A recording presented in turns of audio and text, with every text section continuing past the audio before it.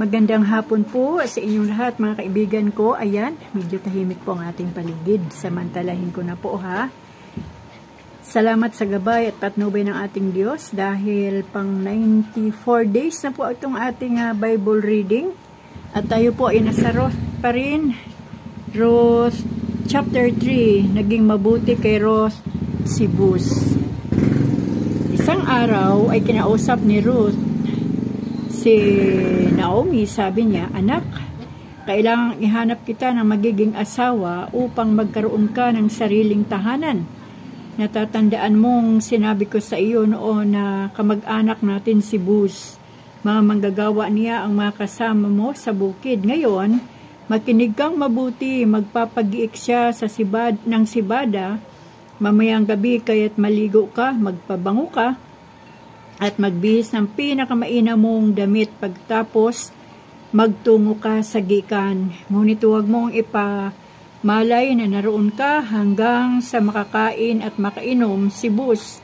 Tignan mo kung saan siya matutulog. Lumapit ka, iangat mo ang takip ng kanyang paa at mahiga ka sa may paanan niya. Sasabihin niya sa iyo ang nararapat mong gawin." Tumugon si Ruth, "Gagawin ko pong lahat ang inyong sinabi." Nagpunta na nga si Ruth sa gikan upang isagawa ang lahat ng sinabi ng kanyang biyenan. Matapos kumain at uminom ay naging masaya si Boaz. Maya-maya nahiga siya at natulog sa tabi ng bunto ng sibada. Marahang lumapit si Ruth, iniangat ang takip ng paa ni Boaz at nahiga sa paanan nito. Nang maghahating gabi, nagising si Boaz. Nagulat siya nang makitang may babaeng nakahiga sa paanan niya. "Sino ka?" tanong niya. "Si Ruth po, ang inyong alipin," tugon ng babae. "Isa kayong kamag-anak na malapit, kaya marapat na ako'y kailangan ninyo, talingain ninyo at pakasalan ayon sa inyong kaugalian. Pagpalain ka ni Yahweh," ani Boaz. "Higit na kagandahang loob sa aming angkan ang ginawa mong ito kaysa ginawa mo sa iyong biyenan. Hindi ka humabol sa isang lalaking bata pa na maaring mayaman o mahirap. Ipanatag mo ang iyong loob, nalalaman ng buong bayan ang iyong karapatan.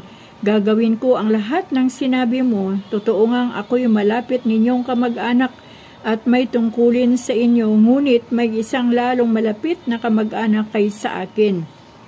Dumito ka hanggang sa madaling araw. Bukas ng umaga, aalamin natin kung pakakasalan ka ng lalaking sinasabi ko. Kung hindi, ipinangangako ko sa buhay mo, sa buhay na Diyos, na gagampanan ko ang tungkuling ito." "Hala, matulog ka na." Kaya't natulog si Ruth sa may paanan ni Boaz hanggang sa mag-umaga. Ngunit nagbangon siya bago lumiwanag, sapagkat sinabi ni Boaz na walang dapat makaalam na nagpunta siya sa giikan. Nang paalis na si Ruth, sinabi ni Boaz, "Iladlad mo ang iyong balabal," at ito'y nilagyan ni Boaz ng mahigit na kalahating kabang sibada.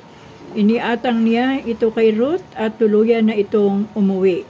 Nang makita siya ng kanyang biyenan, ay tinanong siya, "Kumusta ang lakad mo, anak?" At sinabi ni Ruth ang nangyari. Binigyan pa niya ako ng sibada, sapagkat hindi raw po ako dapat umuwing walang dala. Dugtong pa niya. Sinabi ni Naomi, "Maghintay ka, anak, hanggang sa malaman mo kung ano ang kahalagahan ng bagay na ito." Hindi titigil si Boaz hanggat di niya ito nalulutas. Purihin po ang Panginoon sa pagkabasa po natin dito po sa chapter 3.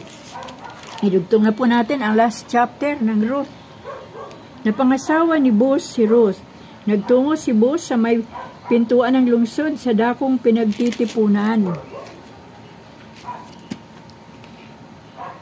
Pinagtitipunan ng bayan at naupo roon. Di nagtagal, dumaan ang tinutukoy niyang pinakamalapit na kamag-anak, si Elimelech.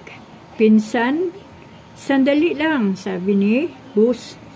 "Maupo ka rito at may sasabihin ako sa iyo," sabi niya. Lumapit naman ang tinawag at naupo sa tabi ni Boaz. Tumawag si Boaz ng 10 matatanda sa bayan at inanyayahan ding naupo roon. Pagkatapos, sinabi niya sa kanyang pinsan, ngayong magbalik na si Naomi buhat sa Moab, ibig niyang ipagbili ang bukid ng kamag-anak nating si Elimelech. Inaakala kong dapat mo itong malaman pagkat ikaw ang unang may karapatang bumili niyon. Kung ibig mo, bilhin mo iyon sa harap ng nariritong matatanda ng bayan. Kung ayaw mo naman, ako ang bibili. Bibilhin ko, tugon ng lalaki. Kung bibilhin mo kay Naomi ang bukid, dugtong ni Boaz, pakakasalan mo si Ruth ang Moabitang balo ng ating pinsan upang ang bukid ay manatili sa angkan ng namatay. Pagkarinig niyon, sumagot ang lalaki, kung gayon, hindi ko na gagamitin ang aking karapatan sapagkat manganganib namang mawala ang sarili kong mana. Ikaw na ang bumili. Ganito ang kaugalian sa Israel. Kapag tinubos o binili ang isang ari-arian, hinuhubad ng nagpatubos o nagbili ang kanyang panyapak at ibinibigay sa bumili bilang katibayan ng kanilang kasunduan. Kaya't nang sabihin ng lalaki kay Boaz na ikaw na ang bumili, hinubad nito ang panyapak at ibinigay kay Boaz. Matapos tanggapin iyon, sinabi ni Boaz sa matatanda at sa ibang naroroong, kayo ang saksi ko na binili ko kay Naomi ang lahat ng nasa pangalan ni Elimelech at nina Kelion at Mahalon. Kaugnay nito, magiging asawa ko si Ruth, ang Moabitang balo ni Mahalon, upang manatili sa angkan ng namatay ang mga ari-arian. Sa pamamagitan nito'y mananatiling bukas ang kanyang pangalan na sa hanay ng kanyang kamag-anakan at sa kanyang bayan. Inuulit ko, saksi kayo sa bagay na ito. At sila'y sumagot, oo, saksi kami. Sinabi naman ng matatanda, pagpalain nawa ni Yahweh ang babaeng iyon, gaya ni na Raquel at Leah na pinagmulan ng Israel. Ikaw naman, Boaz,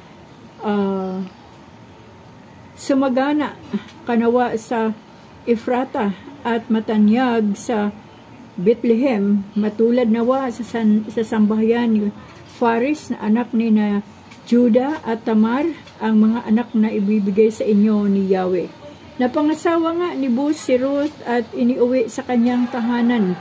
Sa kapanahunan, pinagkalooban sila ni Yahweh ng isang anak na lalaki. Si Naomi ay binati ng kababaihan, purihin si Yahweh. Binigyan kanya sa araw na ito ng isang apo na kakalinga sa iyo, maging tanyag nawa sa Israel ang bata. Maghatid nawa siya ng kaaliwan sa puso mo at maging gabay sa iyong katandaan. Ang mapagmahal nitong manugang na nagsilang sa bata ay higit kaysa 7 anak na lalaki. Kinuha ni Naomi ang bata, magiliw na kinalong at inalagaang mabuti. Siya'y tinawag nilang Obed. Balanay sinabihan nilang nagkaapo ng lalaki si Naomi, si Obed, ang ama ni Jesse na ama ni David. Ang angkan ni David, ito ang pagkakasunod-sunod ng angkan mula kay Faris hanggang kay David. Faris, Hezron, Ram, Aminadab, Naason, Solomon, Boaz, Obed, Jesse, at David. Purihin po ang Panginoon, mga kaibigan. Ayan, medyo dumilim na ang gabi. Ano po? Salamat sa Diyos dahil si Ruth ay masunurin kay Naomi, masunurin sa kanyang biyanang babae. Alam ni Naomi kung ano ang nararapat para sa kanyang manugang. At ito namang pinsan ng dating asawa ni Ruth na si Boaz ay hindi rin tinanggihan ang ginawa ni Naomi para maging asawa ni Boaz itong si Ruth. Kaya mga kaibigan, kung minsan maganda rin makinig sa advice ng mga biyanan dahil parang magulang na rin yan ng isang manugang. Depende na lang po yan sa samahan ng biyanan at ng manugang. Kaya mga kaibigan, hanggang dito na lang po uli ang ating Bible reading. Sa araw po ng bukas, loobin nawa ng Panginoon na bigyan po tayo uli ng oras na walang gaanong ingay. At salamat sa Diyos dahil nakakapagpatuloy po tayo sa pagbabasa ng Kanyang salita na akin pong ipinangako sa Panginoon at sa inyo na rin.